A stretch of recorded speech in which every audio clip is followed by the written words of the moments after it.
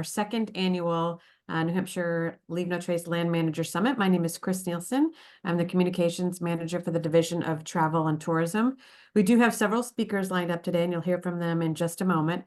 Before we begin, I do just want to mention this session is being recorded and will be available on visitnh.gov following the summit. And also a reminder to keep your mic on mute. And if you do have questions during the presentations, please, I think we can use the chat. I think you can put them in the chat. And if we are unable to get to them during the Q&A at the end, we will follow up with you following the session. Since I suspect that most of you on this call have some familiarity with New Hampshire's Leave No Trace program, I'm not going to go into great detail now, except to say that Visit New Hampshire has been partnering with Leave No Trace for just a little over 2 years now.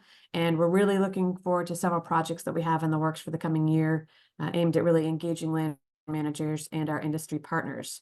So with that, I will turn things over to Andrew Leary.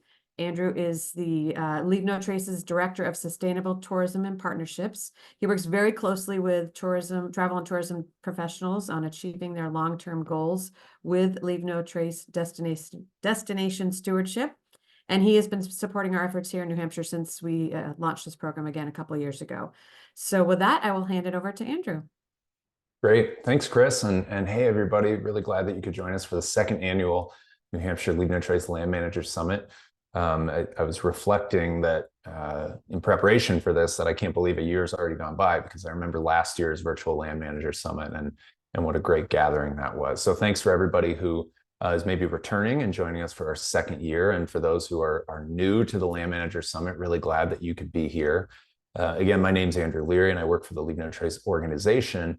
And in my role as Director of Sustainable Tourism, I have the pleasure of bringing communities together. It's something I really enjoy about my work. And so that's communities from the travel sector, from the land and water management sector, from the outdoor industry, from hospitality, and really everybody who touches this visitor economy that's so important within the United States as a whole, but certainly in New Hampshire as well.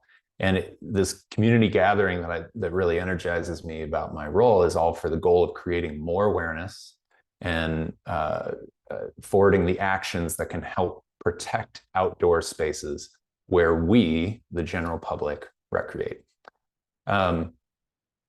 So this gathering, I think, is really special because it brings together land managers from all corners of New Hampshire. And what's really great is there's folks who are going to be joining certainly from outside of New Hampshire as well. After last year's inaugural Land Manager Summit, it was very clear that there was interest from outside of the state to say, what is it that New Hampshire is doing so well when it comes to responsible visitation, and how are the tourism and outdoor industries and land and water managers working together to help support that, to make sure everybody feels welcome and prepared to spend time in New Hampshire in a way that doesn't cause negative impacts.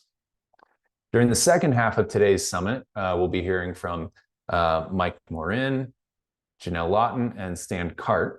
But first, I'd like to share a little bit about the New Hampshire Leave No Trace initiative, kind of its beginnings, where it's at now, some opportunities that are available for land managers. So you have the latest and greatest updates. If you're not familiar with the New Hampshire Leave No Trace initiative, this will be a good kind of compass bearing. So we all know that New Hampshire's outdoors environment is a major draw for visitors, not only in the Northeast, not only across the United States, but globally as well. And you all know better than many people that that environment can experience significant impacts from recreationists who are uninformed about their activities, their pursuits, their group sizes, when they choose to travel, how they choose to travel. Those things can have negative consequences that a lot of visitors aren't aware of. For as many people as spend time in the outdoors, there's actually the level of awareness that impacts can take place is quite low. And there are a number of reasons for that. A lot of it has to do with where we are as a society and our connection to digital and our disconnect from nature and things like that. But what the New Hampshire Leave No Trace initiative makes all of us, and I use that word us very purposefully, so everybody here, guests, visitors, and residents of New Hampshire, it makes all of us a conservation solution for when we spend time outdoors, so that we can still get outdoors, we can still visit great places. We do it in a way that minimizes the greatest impacts to natural resources.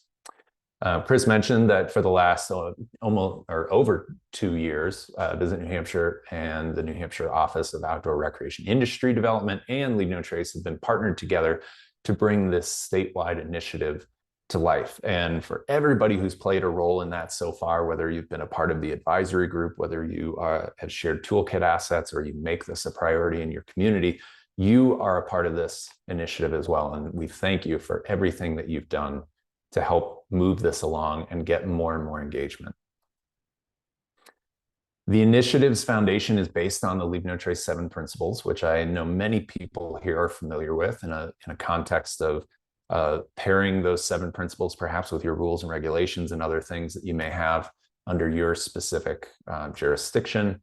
Leave No Trace is the most well-known stewardship education program across public lands in the US and has been that way for many years. We are a 30-year-old organization, Leave No Trace, but the movement of Leave No Trace has been around since the 1960s with the passage of the Wilderness Act, when more and more land managers, your peers who have come before you, identified that impacts were taking place because people were getting into the outdoors who were unprepared to minimize those impacts.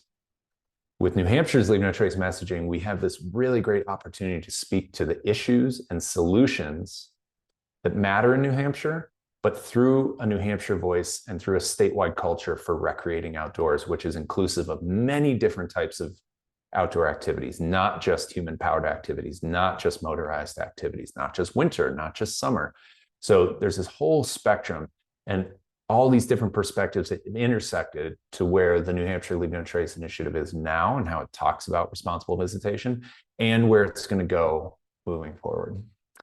The messaging that is the cornerstone of the initiative was made possible by the hard work of an advisor group made up of New Hampshire residents whose professional and volunteer roles exist in the outdoor recreation, travel, hospitality, tourism spaces, land manager spaces. And again, all those intersections are really important as we invite more people to experience what it means to be outdoors in New Hampshire. So for this year, there are a couple of things that I want to touch on. One is this really great opportunity that every land manager in the state can participate in if you'd like. So Leave No Trace has a very well-known program called a hotspot.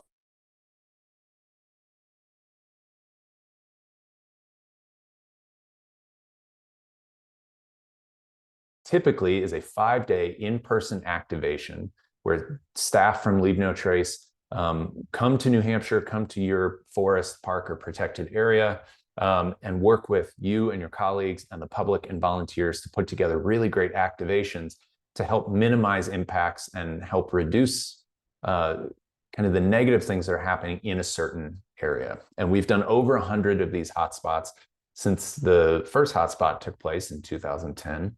We've done a number of hotspots in New Hampshire. If you joined us last year, you heard about the Diana's Baths hotspot, and there's a video recording of that if you'd like to learn more and kind of get up to speed. But really, our hotspot program identifies areas that are suffering from human-related impacts that can then thrive with Leave No Trace education and programs. Each location typically receives unique site-specific blend of programs that are aimed at healthy and sustainable recovery.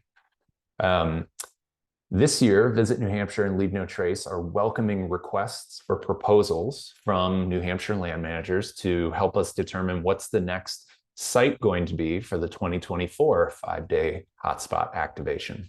So that period of being able to submit your site for consideration is open now. The QR code that's on the screen will lead you to the URL webpage where you can learn more and you can put your proposal through. And in the chat, we will put all the links from today's presentation so everybody can gather those if you're not using QR codes. The exact dates of this year's hotspot will be determined based on what site is chosen.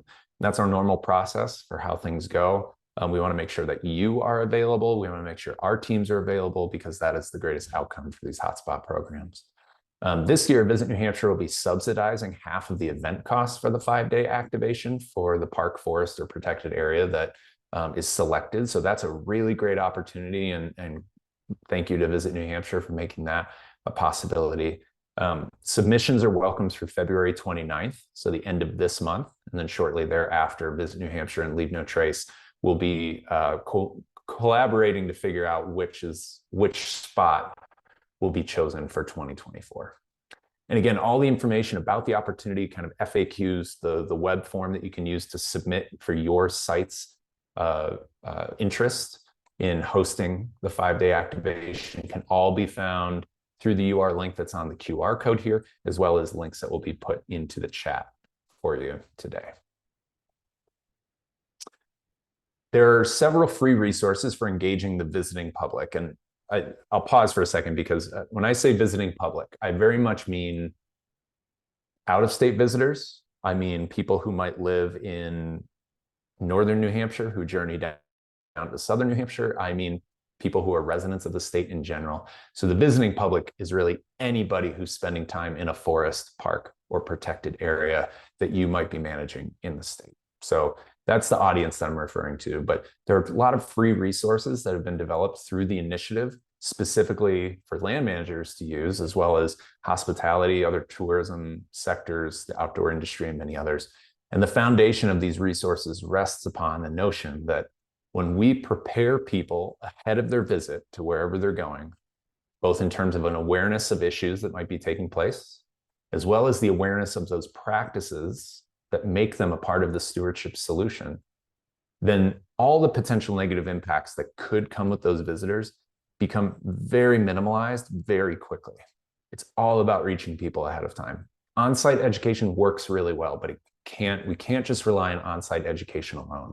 So many of the digital and print resources here are things that you can utilize in reaching people ahead of time. And when we prepare the visiting public ahead of their visit, it also lifts a tremendous weight off of land managers who historically have been the only ones responsible for on-site education when it comes to responsible visitation through interpretive signs, rules and regulations, in-person interactions with staff members, and more. So it's a really great opportunity to invite people and say, New Hampshire's a great place to spend time outdoors, and when you do, here's how you can be a part of the solution, even before they step foot in your forest, park, or protected area. One of those free resources is a consumer-facing online education course. And the great thing about this course is it's a comprehensive, but only 30-minute look at what Leave No Trace is and what it means in New Hampshire. It's very much pointed at consumers. It's written in a way that talks about the what of Leave No Trace, as well as the why behind Leave No Trace, which sometimes our rules and regulations don't have space to talk about the why. And the why is super important for communicating to the visiting public about the implications for being a stewardship solution and knowing what impacts could take place if we're not keenly aware of how we're participating. This type of digital resource, as you're seeing, it can be used on a personal technology like a phone or a tablet. It can be used on a web page. It is scalable across many technologies, and you all have the opportunity to share this out far and wide simply by accessing the QR code here or the link in the chat, which will take you to the URL for the course. And then you can take that URL and share that out through all of your digital channels. I encourage you to think about what that means in terms of your reservation-based systems. If you have permit requirements, where could this live on your web page? Where could it live in your social media or communications calendar that you have within your jurisdiction, within your unit? So if you are not necessarily the tech communications person for your forest, park, or protected area, this is something that you could very easily pass along to them so that they can work it into communications moving forward. So that's the online course. It's really great and has made a big difference for a lot of consumers. It's also important that we reach visitors in many different ways, in many multiple ways. And that's exactly what the Partner Toolkit provides to land managers. So we have the ability to inspire our visitors and provide consistent education so that they can increase their own awareness of issues, on the pathway of modifying behaviors to support responsible recreation. So that pathway is not an overnight switch. The point of Leave No Trace is not to correct every negative behavior that every person may have. Instead, everyone exists on a spectrum. And what we're trying to do is take people who are on one end of the spectrum that might be causing unintentional impacts and move them toward the end of the spectrum, which is mindful, intentional visiting that is still fun, that still enjoys activities, that still has a great time with friends and family, but does an active job in reducing impacts to the extent that they can. So the Partner Toolkit has a lot in there. It contains free digital education resources, digital graphics for each of the 7 principles, ready-made social media tiles and templates, access to print posters, really vibrant digital icons for each of the 7 principles, and the language of the 7 principles themselves. So there's a lot in there. Again, check out the QR code or the link in the chat. This toolkit lives on Visit New Hampshire's industry webpage, so you can locate it there as well. Another initiative that we're going to be taking on this year is to explore what the positive impact of local hospitality and retail and outdoor businesses looks like for New Hampshire's forests, parks, and protected areas. That will be a program that comes out later on, but one thing that we want to engage, and Mike and Stan, I'll invite your perspectives on this, are hearing from land managers. And what does it mean that hospitality, retail, and outdoor businesses are contributing positively to our forests, parks, and protected areas? So here's a scenario for everybody. And then Mike and Stan, you'll be able to, I would love to hear what you think about this. So here's the scenario. Local businesses in your area are sharing information about your park, forest, or protected area. So when I mean local business, I mean the hotel, the lodge, the restaurant, the outdoor retail shop, really any local business could participate in this. So Mike and Stan, I'm curious, how do you think local businesses in your area could make the greatest impact on your forest or protected area? I'm happy to jump in real quick. I think Stan and I will have pretty different answers just from the how the type of kind of lands we manage and how our kind of organization is structured. I work for Upper Saco Valley Land Trust, so we're a nonprofit organization, and due to that, a big part of our work really relies on individual contributions through donations, business partnerships, grants. And so I would say that for a local business that's utilized or sharing information about protected landscape to kind of attract folks to an area, then being a contributing financial partner to a local land trust with that land, that manages that land could be a great starting point. Also, just communicating with your local land trust and seeing what opportunities exist for sharing good information about using the land, any specific rules or regulations. And then I think also going back to that kind of financial piece, encouraging support of the local land trust and kind of recognizing the important role that local kind of conservation organizations play in conserving landscapes and keeping opportunities for recreation open. Great. Thanks, Mike. Great perspective. Stan, what do you think about when you see that question? Yeah, no, so as I see this question, as a recreation program manager, it's definitely there's a unique opportunity for interaction between the businesses and the public lands, because they're right here within us. Our local communities and National Forest System lands, are intertwined. It would be helpful if those businesses are echoing our land ethic and stewardship. So being able to support both public and visitor safety, as well as explaining and helping folks to realize that there's resource sustainability, so staying on trails and etc. I love that you brought up the ability for businesses to echo this, because Leave No Trace, really any responsible business program, the messaging relies on frequency and what I'll say is dosing. So frequency is just people seeing it and being exposed to it or hearing it or being a part of conversations. Dosing is the amount of time that each of those things take. So in maybe one world, there's a place where each visitor gets an hour-long Leave No Trace briefing before they visit a park or protected area. in our current world and the one that's in front of us, that is going to be a very tall order to put out there. It might even drive away visitation in some areas. So rather than doing that, we have the opportunity with local businesses of all sorts, your local businesses, to help play a role to expose the idea that financial contributions make sense, that rules and regulations awareness is keen and front of mind for people, and echoing that land ethic and stewardship is something that people see before they get to your park. And when we see it in person, it's very powerful. Digital is one space, but in person is still a really important space that, coming out of the pandemic and kind of everybody flexing their memories on how to interact with other people, that's a spectrum in itself. So these interactions are really important for us to have. Mike and Stan, follow-up question to that. Do you think is there any unintended harm that could come from a local business showing support for your forest or protected area? I think there's always the risk, if you have an area that's heavily visited already, of bringing more, people to an area that can't support greater visitation.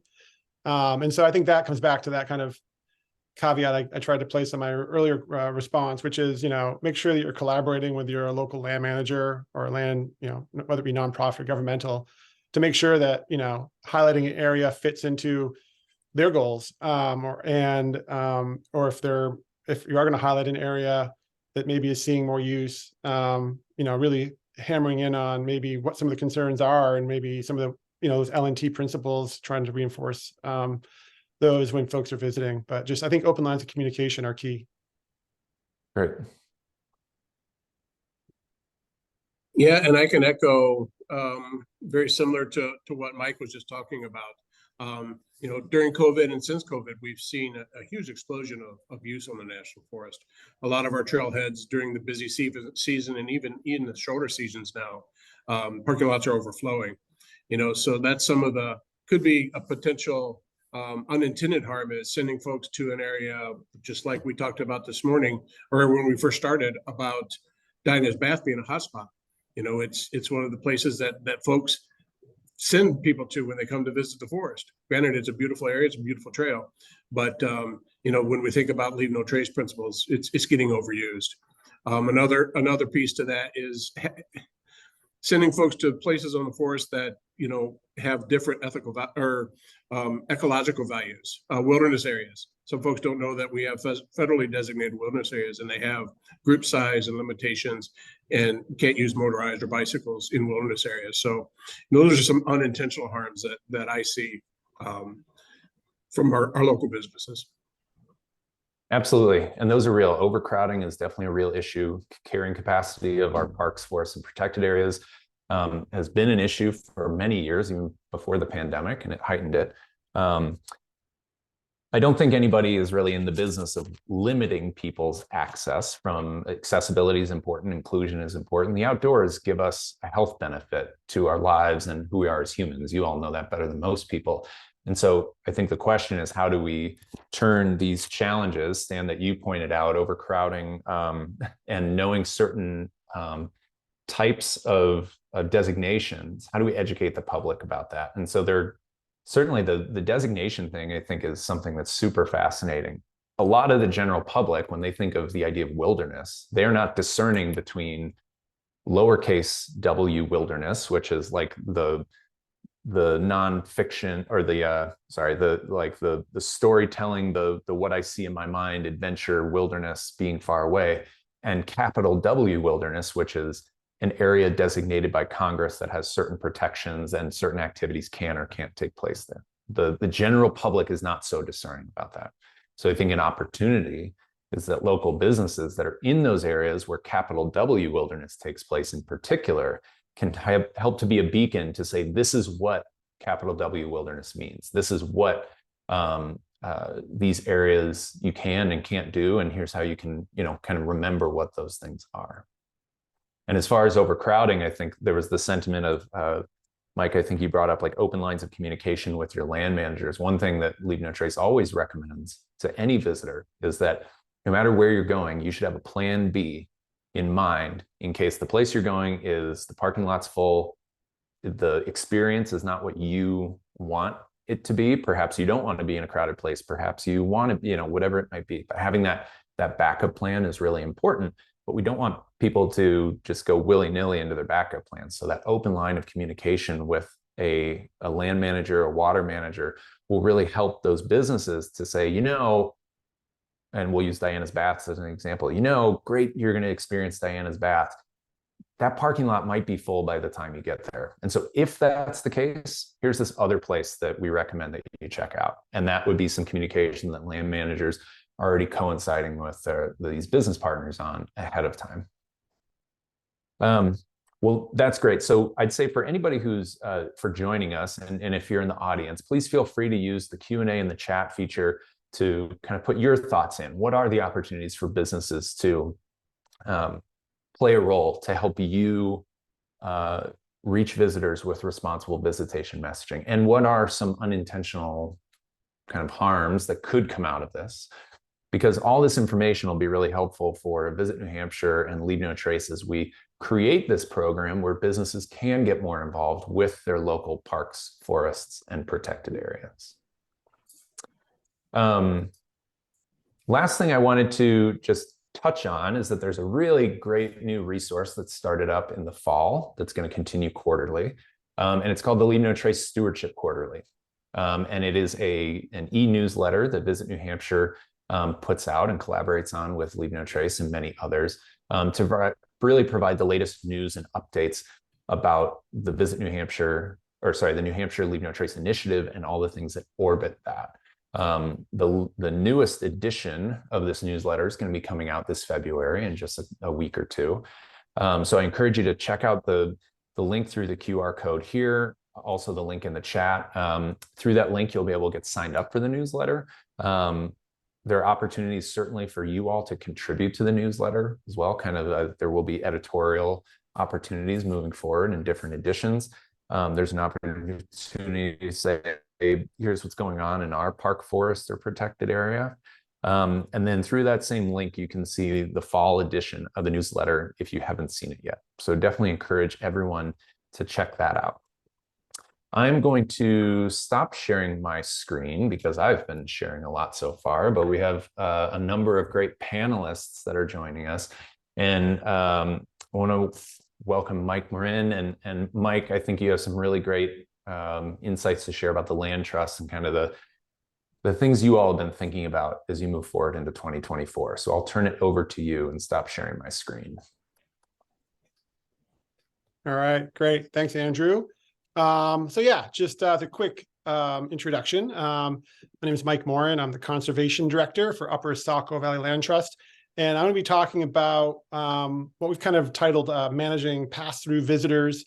I think what that means will become clear as I kind of work through my presentation. But I think you could also give a subtitle to this, being something in the nature of how to effectively communicate with the general public about the lands you manage and own. And so as a land trust, we're managing a lot of different lands across the Mount Washington Valley. And I've been involved in land management for almost 20 years. Just as a little bit of a background, started out back in 2004, my first park ranger job at the Fort Knox State Historic Site up in Maine, where I'm from originally. And then from 2005 to 2011, I spent those years in the Front Range of Colorado, primarily down at Pine Valley Ranch Open Space Park in Pine as a resident park ranger. And following that, spent a brief period as an outdoor recreation management coordinator for Jefferson County Open Space before embarking on a 3-year adventure around the country as a member of the Access Fund's conservation team, where we help to manage and steward climbing areas on public lands all across the U.S. And that ranged from local municipalities to federal land managers of all types. In the last 7 years, I've been in Glen, New Hampshire, working for the Access Fund for the majority of that time until about 2023 in April. I transitioned into my current position. And so just a little bit of background about Upper Saco Valley Land Trust. The Land Trust was founded back in 2000. It we currently manage 12,000 acres of conservation easements and 3,000 acres of fee lands. So lands that we actually own and manage for conservation and public access.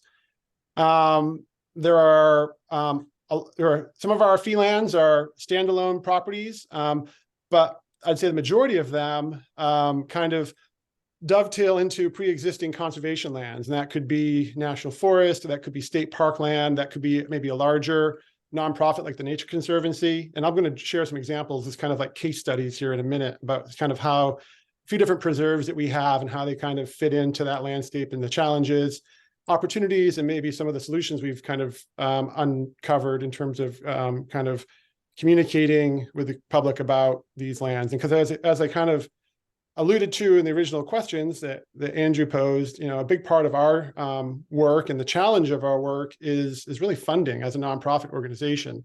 And so really building awareness around the work we're doing.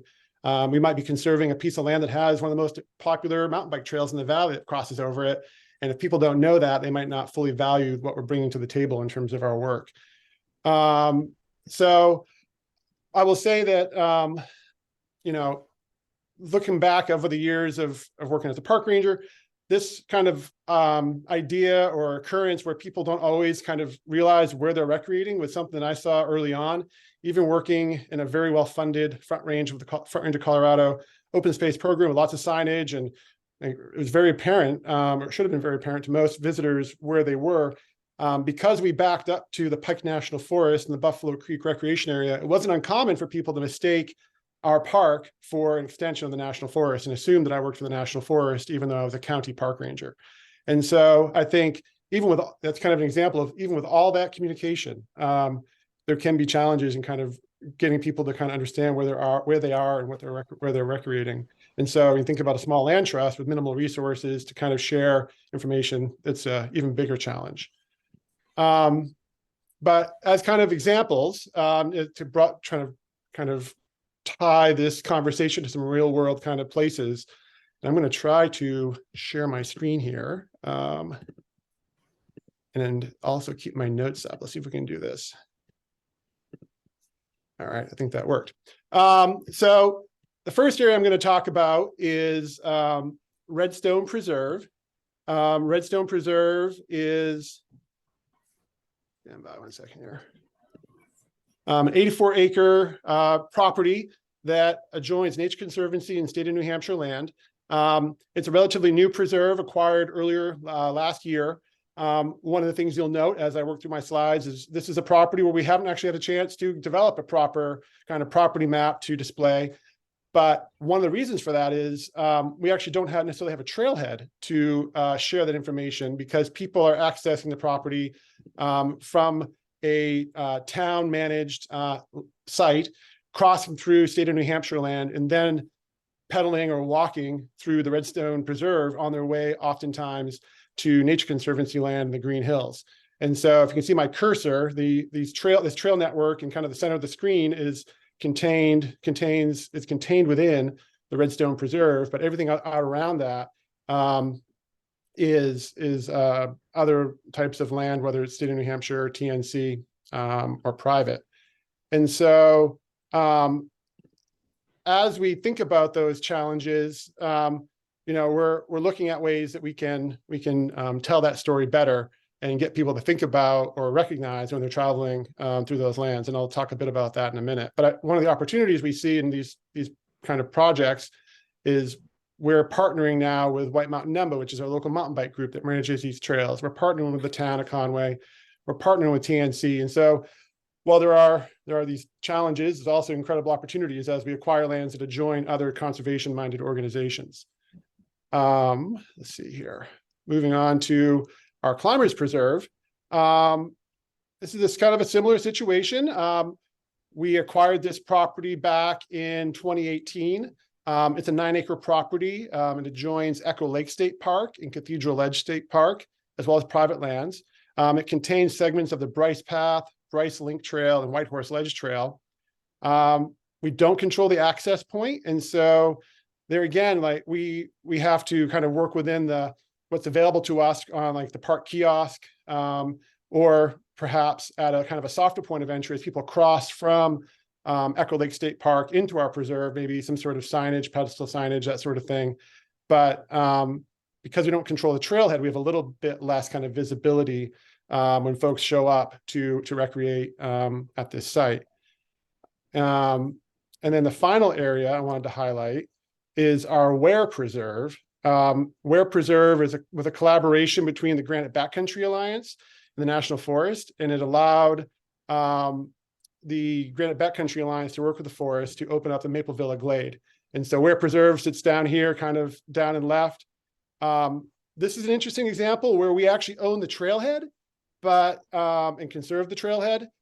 But the reality is the Maple Villa Glade opportunity kind of overshadows the trailhead. And so kind of that sexier project, the Glades, it dilutes the story. And one of the things we've realized, and this is broader kind of in our thinking around how we name our preserves, like we're moving away from naming preserves after individuals.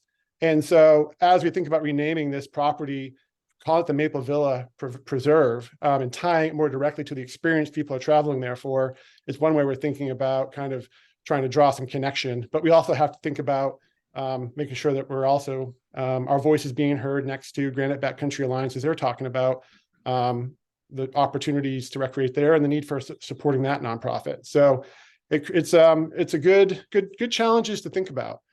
But as I've been thinking, as I kind of work through this presentation, thinking about solutions we've been working on, going back to Redstone, this past year, we worked with our local bicycle columnist in the Conway Daily Sun took her on a 8-mile tour of Redstone Preserve and Pine Hill Community Forest to show that linkage of trails and really draw some attention to the fact that we are managing these trails and being some of the more popular riding opportunities in the valley, hopefully creating kind of media around those trails in our preserves. People start to kind of organically recognize the work we're doing, less so than maybe just putting up a social media post, like explicitly saying, we own Redstone Preserve and here are the things that we've conserved, which is important too, but finding ways to like filter that information into the day-to-day lives of people as they're reading the paper.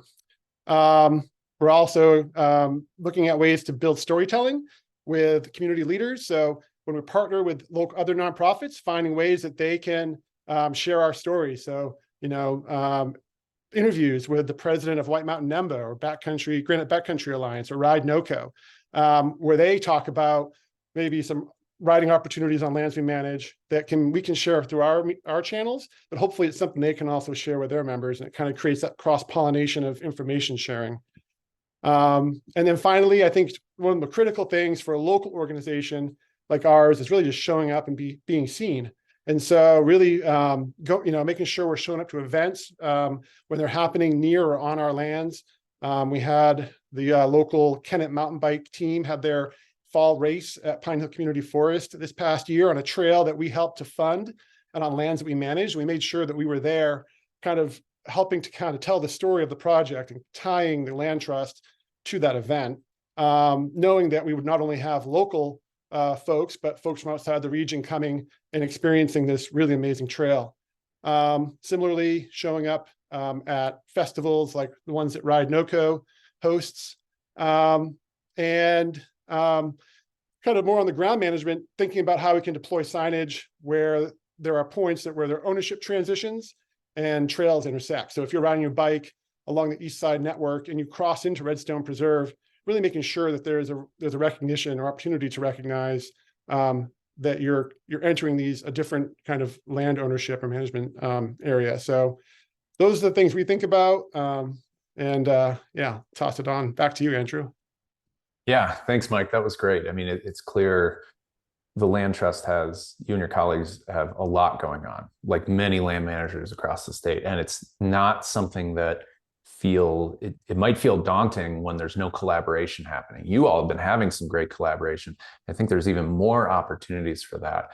And so that's my segue into welcoming Janelle Lawton, who's the head of the New Hampshire Office of Outdoor Recreation Industry Development, to talk a little bit more about collaboration from her perspective and the work that she does with the outdoor recreation industry. Janelle? Awesome. Hello, everyone. Thank you for the introduction, Andrew. And I'm going to jump right into sharing my screen here. And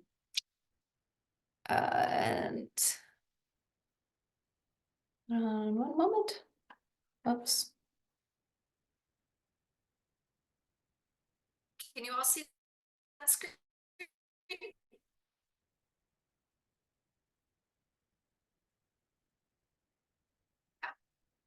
Okay, there we go. All right. So I'm excited to be here today representing the Office of Outdoor Recreation Industry Development for the state of New Hampshire. And for those of you who are new in learning about this office, because it is relatively new, the mission of it is to support, promote, and grow outdoor recreation opportunities throughout the Granite State by focusing on these 4 pillars: economic development, education and workforce development, conservation and stewardship, and public health and wellness. So I'd like to start by setting the stage of the outdoor recreation economy in the state of New Hampshire. So for 2022, the U.S. Bureau of Economic Affairs reports that New Hampshire's outdoor industry is directly responsible for over 30,000 jobs, which is 1.5 billion in wages and salaries, with a total economic contribution of 3.3 billion to the state's economy. So this shows tremendous growth from 2021 to 22, with a value add to GDP, as well as employment and compensation, and at all the activity levels. So this is important to note for our conversation today, as it shows that the outdoor recreation economy relies on the accessibility of natural landscapes, and that when outdoor destinations are well preserved and maintained through programs like Leave No Trace, that these outdoor destinations continue to attract visitors, which in turn supports our local economies through spending in the outdoor recreation sector, as well as other sectors like travel, tourism, and hospitality. So, all right, recognizing the value of the outdoor recreation industry is relatively new, and not just in New Hampshire, but across the country. The outdoor recreation industry is elevating efforts through collaborations, and Mike called out several in his share where they're partnering with NEMBA and Ride NoCo and Leave No Trace and climber organizations, Backcountry Alliance. Those are great examples. And I'd like to share with you one other example that highlights the importance of collaboration with visitor use management. And it's an informal group that is happening, and it's made up of New Hampshire land use management partners and stakeholders. And they've been meeting over this past year. We've been meeting over this past year to address matters concerning outdoor recreation, visitor education, etiquette, and communication. So this is a collaborative effort that is currently underway. And it's aiming to develop a framework for messaging and communications for outdoor recreational activities in New Hampshire. So we know that through programs like LNT, we can educate and inspire people to protect the outdoors. This visitor use management collaboration is focused on how to better reach our targeted audiences with this information and other activity-specific programs like the New Hampshire Fish and Game Hiker Safe Card, Bike Borderlands Ride with Gratitude, Granite Backcountry Ski Kind. So, and then additionally, on the right-hand side here, you'll see we have some initiatives through the BEA's The Pursuit campaign. And this is a series of short videos that were produced to capture experience and safety messaging. So they're really cool, quick vignettes, and you can check them out on the Visit NH YouTube site. There are 3 of them: The Pursuit of Winter Hiking, Resort Skiing, and Backcountry Skiing. So all these programs look to educate outdoor recreation enthusiasts about a code of responsibility, right? And giving back to the outdoor community that helps to foster these positive experiences in New Hampshire. All of these efforts happen through strong partnerships and collaborations. So next, I would like to jump over and talk about funding, another big part of my role. And specifically, I would like to talk about the Northern Borders Regional Commission. So most of you get a Chase funding dollars out there if you're involved in land management use. So this program through the Northern Borders Regional Commission is called the Catalyst Program. And last week, they released their new program manual for 2024, which can be found at nbrc.gov. And why this is important to talk about in today's session is because in 2023, NBRC updated their definition of infrastructure to include outdoor recreation. And that's really important because it allows outdoor recreation projects to better align for eligibility. And we saw this last year where we had several applications come in around trail projects, around snowmaking and ski for ski areas, and even a pilot's training program win awards. So some pretty cool stuff happening. In 2024, the Catalyst program will bring $12.5 million to New Hampshire, and it's going to be 2 rounds of funding, one in the fall and one in the spring. So if you'd like to learn more, if you have some projects in your spaces or in your lands, you'd like to learn more, please reach out to Steve Fortier. He is the state's program manager, or myself, and I'd be happy to share some more details. So yeah, in summary, I would just like to say that New Hampshire is really fortunate to have Leave No Trace. And when I'm out in the field, I love seeing the presence of L&T.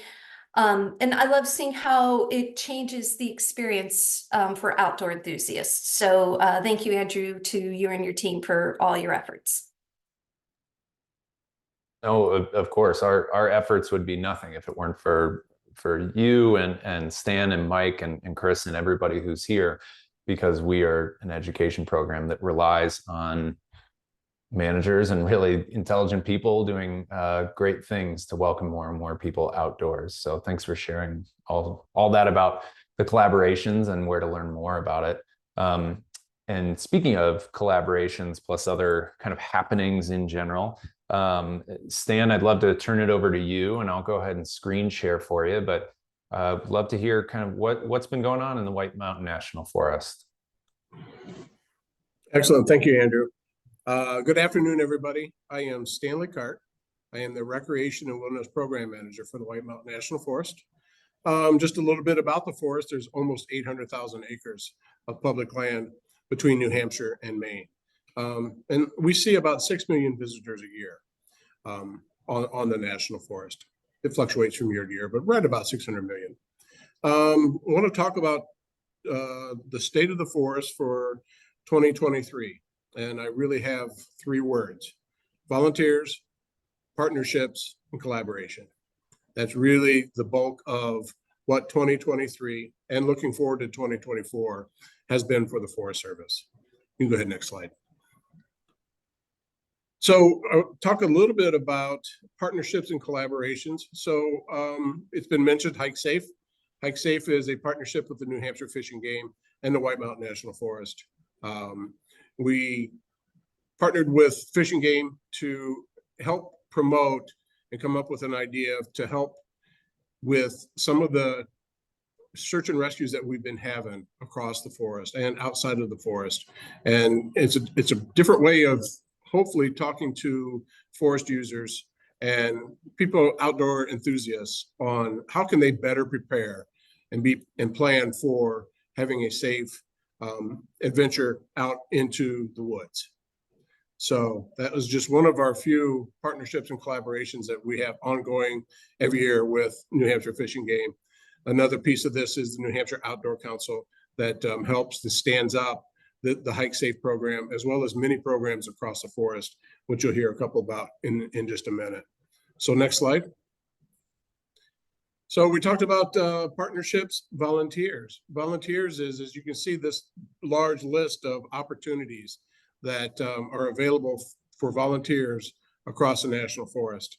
So last year we had 1,028 volunteers on the National Forest, which is actually the #1 number of volunteers in the Eastern region. The Eastern region is made up of 15 forests and 1 tall grass prairie. And we had the most volunteers on the National Forest. We came in second with those volunteers having over 59,000 hours of volunteer time on the forest. That was trailhead stewards, that was trail adopters, that was folks doing visitor information. We had snowmobile clubs, we had people in the alpine stewards, we had summit stewards.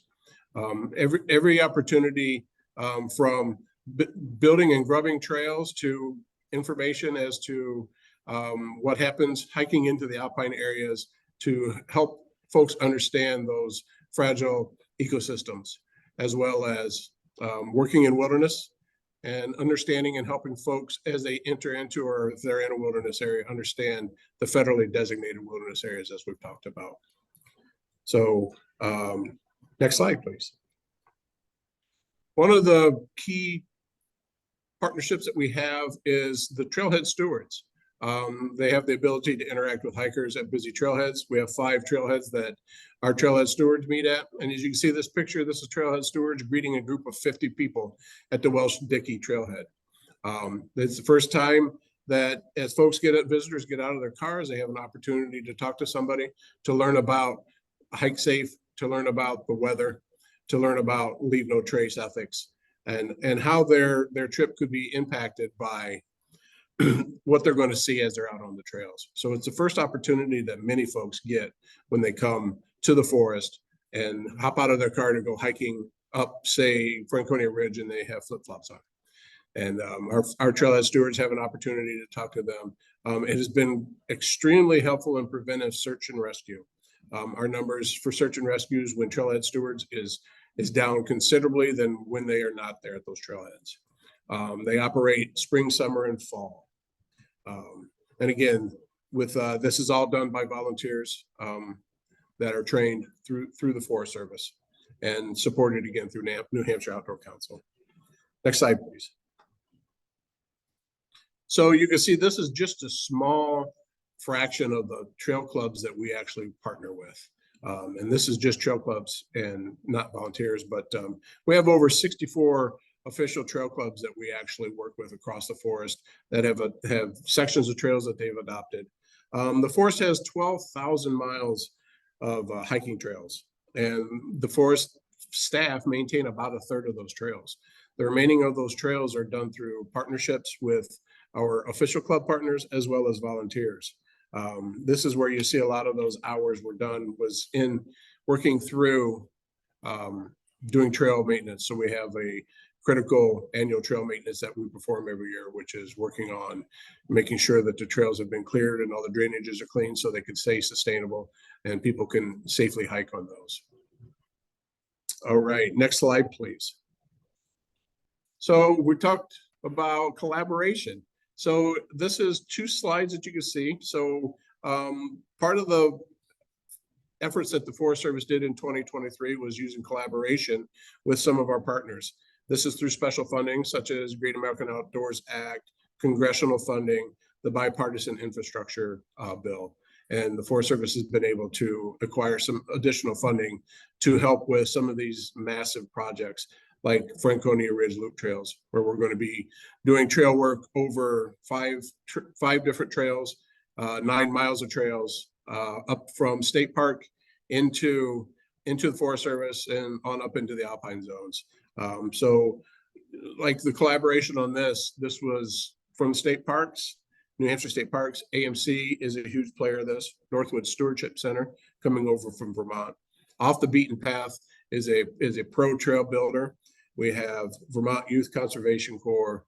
We have American Trails Network and World Trails Network that have all helped in designing and building these trails, where they've made a great effort of rebuilding trails on the state park side as well as the national forest side, so they seamlessly go from one to the other. As you can see, we changed from the old side there to the new side, a much safer, a much more inviting hiking opportunity right there at Franconia Ridge. Next slide. This is another slide about collaboration. This is the Rumney Rocks climbing area. It's a premier climbing area, sport climbing area here in New Hampshire, and people come from all over the country and world just to climb here. I know Mike is very familiar with this area. And so in 2023, we started a collaboration with Appalachian Mountain Club, Access Fund, Rumney Climbers Association to start doing some extensive work where we were having a lot of soil erosion, a lot of degradation of the area. And it was just unsafe for climbers to belay. So we ended up working and partnering with 3 to 4 different partners and put in as you can see, this amazing staircase and stair set that up at the main cliff at Rumney Rocks that has allowed folks to not only climb and have a safer opportunity, but a better opportunity. One of the greatest things about this one here is between the Access Fund and AMC, there's hundreds of hours. I don't know the exact number, but I know it's over hundreds of hours of volunteer time has been put into helping folks move all of that lumber you see that went up the side of the hills. So that was a very unique and fun project. Next slide. So that was the end of my presentation for my slides. I just wanted to, 2024 is going to be very similar to what we did in 2023.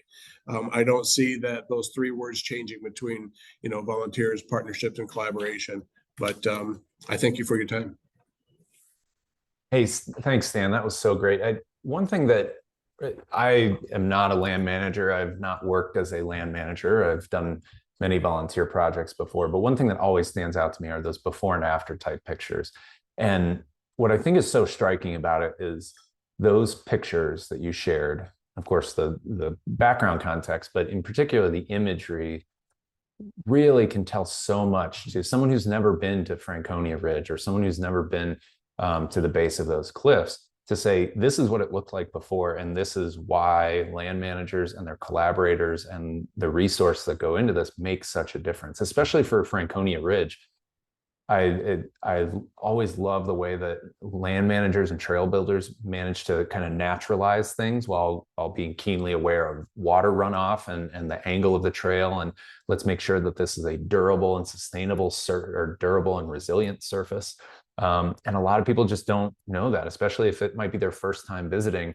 They might just suspect, well, it looks like this, it must always look like this, or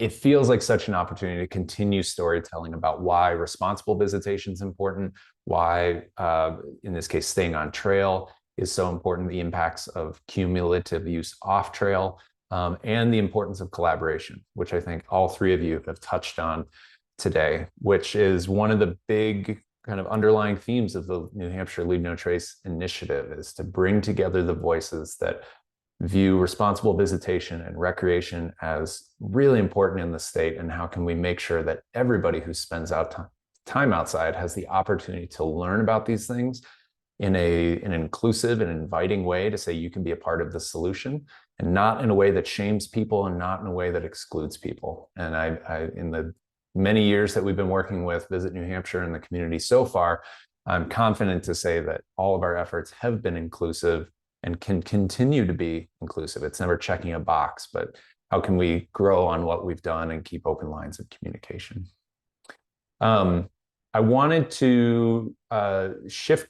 We're over the top of the hour, but I just wanted to shift into, we probably have time for 1 or 2 questions from anybody who's joining us live.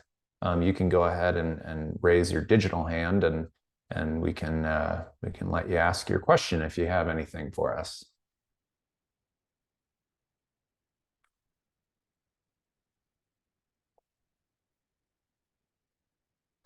I'm not seeing any questions. Oh, let's see, Brenda, let me get you on there. All right, Brenda, you should be, your audio should work. You should be able to ask your question.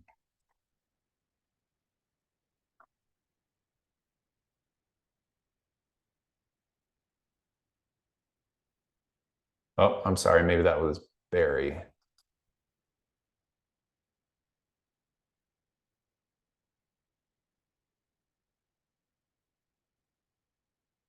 Brenda, you should be able to unmute. There you go, Brenda.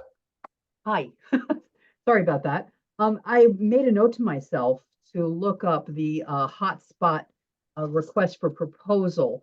But in a nutshell, could you tell us, is this something our community would have to contribute as well as whatever funding might be out there from all of the partners you mentioned? Yeah, there are a couple different ways we view contributions. So one is like the kind of sweat equity we all put into making these things happen. So the time and investment and making sure there's multiple voices at the table who can help to carry that. The other is there's a financial contribution to it. So the 5-day program in total costs just over $20,000, and Visit New Hampshire is subsidizing half of that. So the person or the entity that is chosen for this year's hotspot, one of the questions in the RFP is, do you have a funding source that can secure this amount, the half of the amount for the hotspot? There is a way that you can engage with the Leave No Trace staff to ask questions about that, because certainly grants and other kind of contribution things can contribute to that, even if they're not in your pocket right now waiting to be used as a resource. Thank you. Thank you. I think we have time for one more question.